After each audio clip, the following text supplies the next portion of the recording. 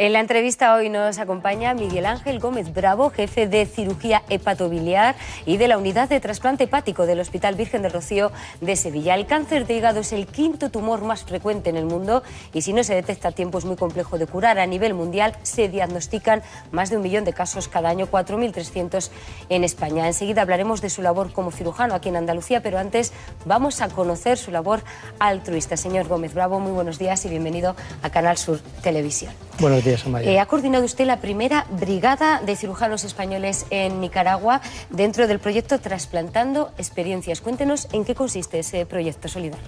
Bien, buenos días, Amaya. Efectivamente ha sido la primera brigada española que hemos tenido la oportunidad de visitar este país, Nicaragua, un país maravilloso, un país humilde, en el que nos ha permitido transmitir nuestra experiencia, nuestros conocimientos en el área de la cirugía del hígado, del páncreas, del trasplante hepático, con un objetivo, la de compartir nuestros conocimientos y poder elevar el nivel de los profesionales nicaragüenses para poder darle oportunidades a los nicaragüenses en términos de salud.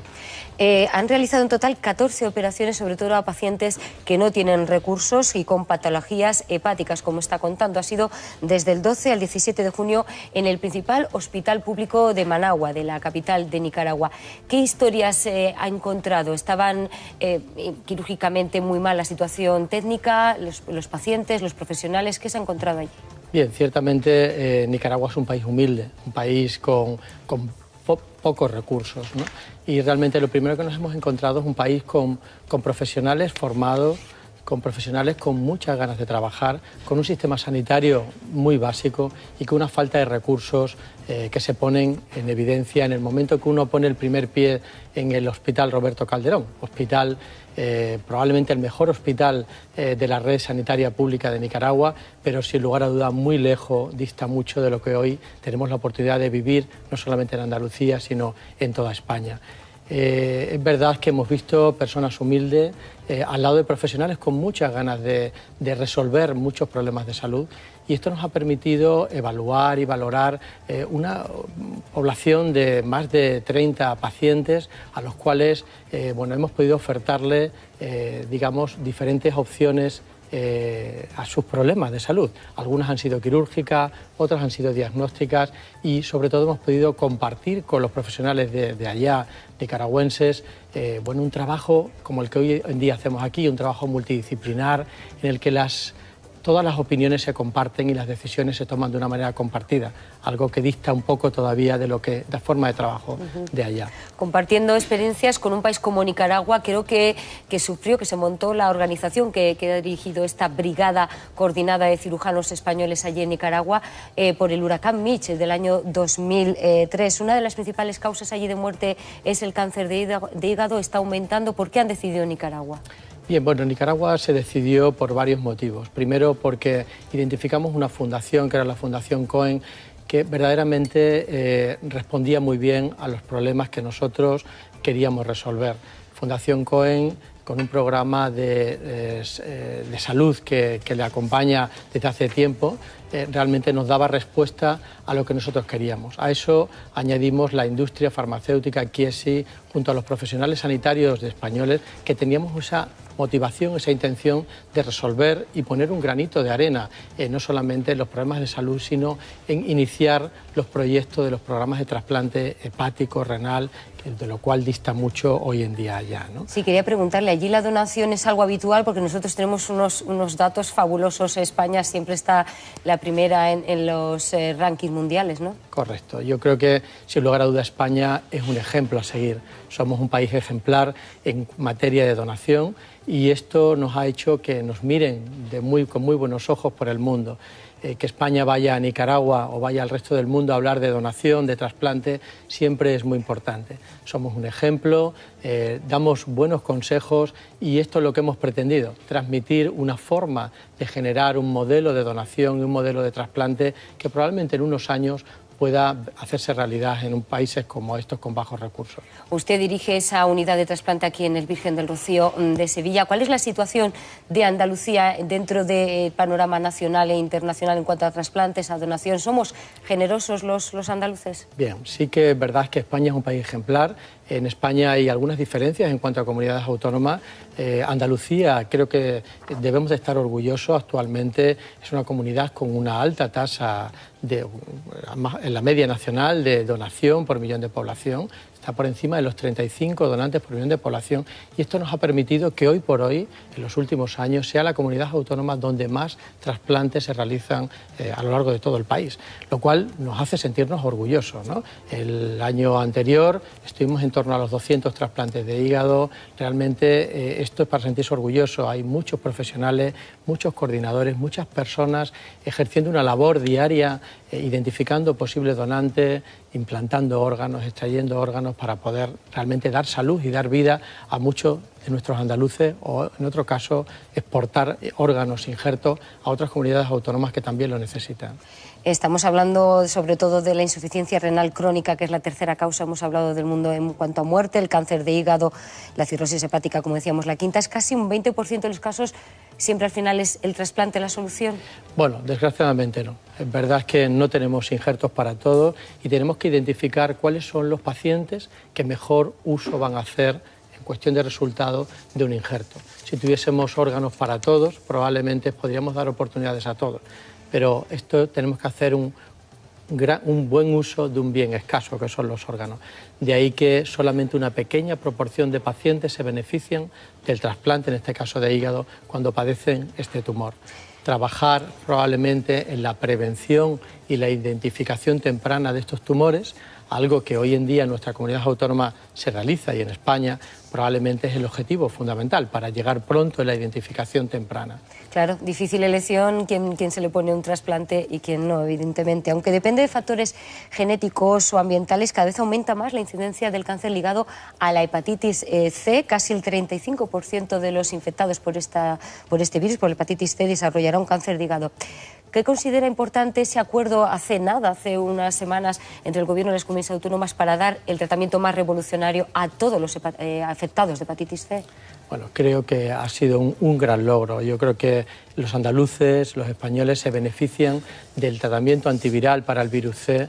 Cuanto más temprano, mejor, porque evidentemente evitaremos la aparición de este tipo de problemas, tumores u otro tipo de problemas fruto de la evolución y del desarrollo de la enfermedad. Creo que es un acierto, un gran logro el que los andaluces puedan acceder de una manera más temprana a estos tratamientos antivirales que hoy en día ofrecen resultados en cuanto a eliminar el virus en el 100% de los casos.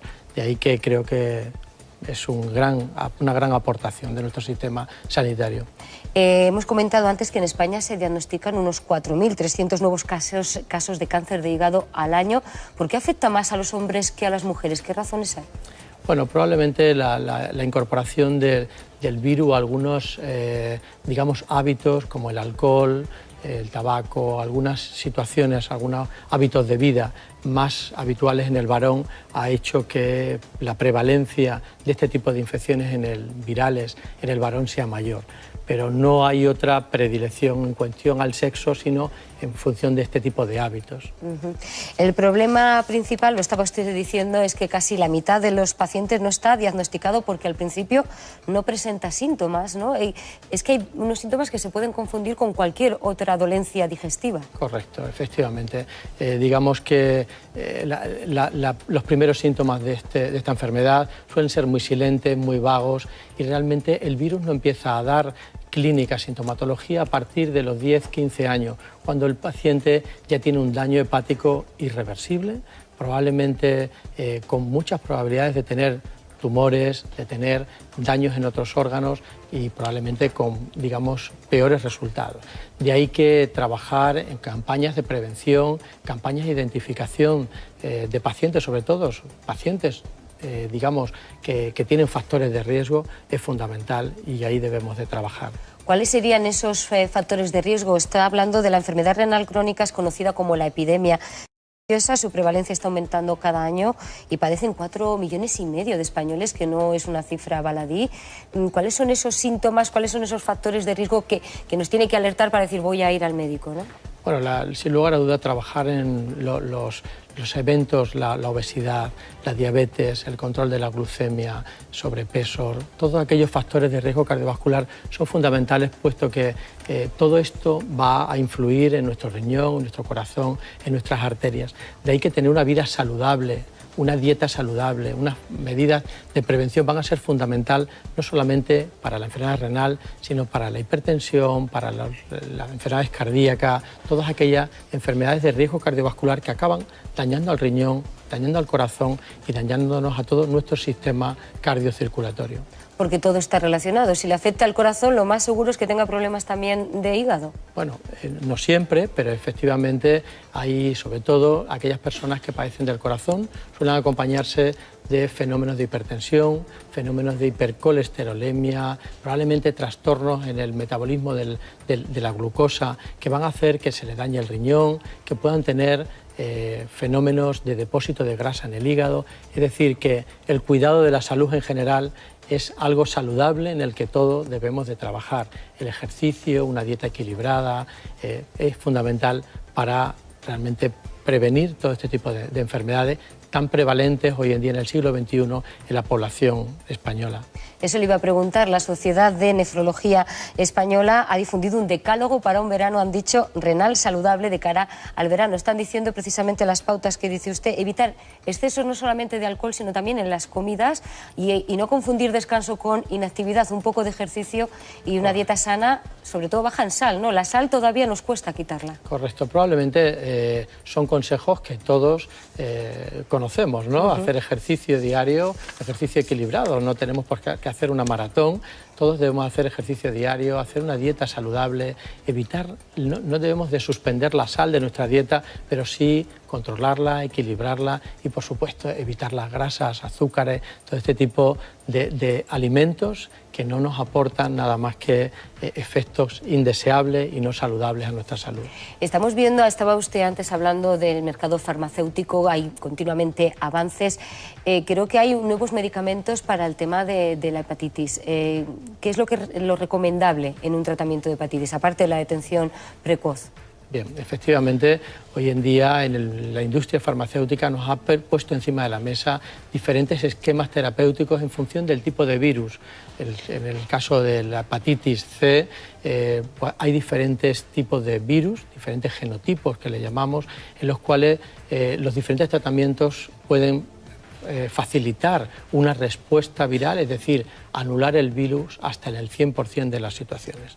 Creo que son grandes logros en los últimos 5 años que han permitido curar a muchos pacientes, eliminar el virus, evitar esos aparición de tumores, ese deterioro de los pacientes al que llegaban y, por supuesto, esto ayudará a que las listas de esperas de trasplante puedan ser significativamente menores, ya que este grupo de pacientes probablemente no tenga que llegar al trasplante.